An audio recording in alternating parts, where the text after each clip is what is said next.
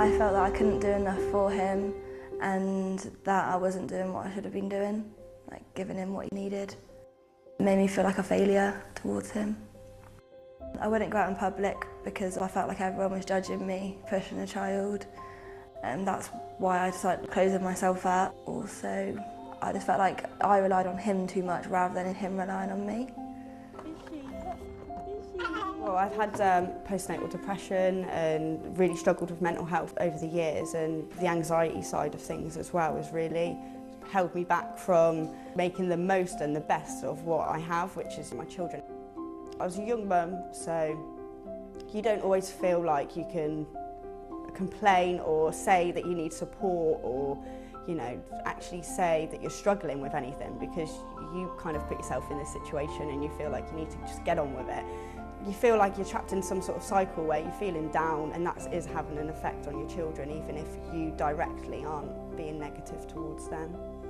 Before Wild, I wouldn't hardly leave the house by myself with my son.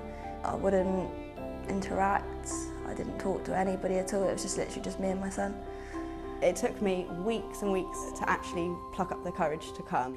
I was told you'd leave your child in the creche for a couple of hours, and it was a bit overwhelming for me to start with, because I thought, I need to just push myself out there and do it for my son, if not for anybody else.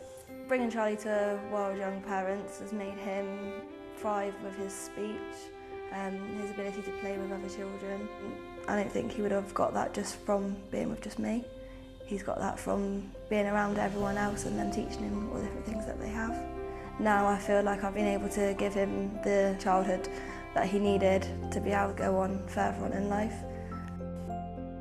Whilst you want them to stay your babies, it's nice to see them doing things without you and feeling like, you know, you've supported them enough to give them the confidence that they can go off and play and flourish without you, and that's just amazing, I think. I've seen a lot of differences in Charlie. Now he'll try anything that you put in front of him.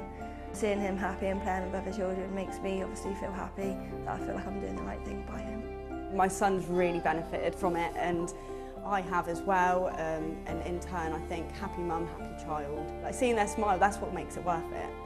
I literally want to thank them so much for the fact that they've been able to give me and Charlie the support that we've needed, and giving him friendships, giving him just everything really.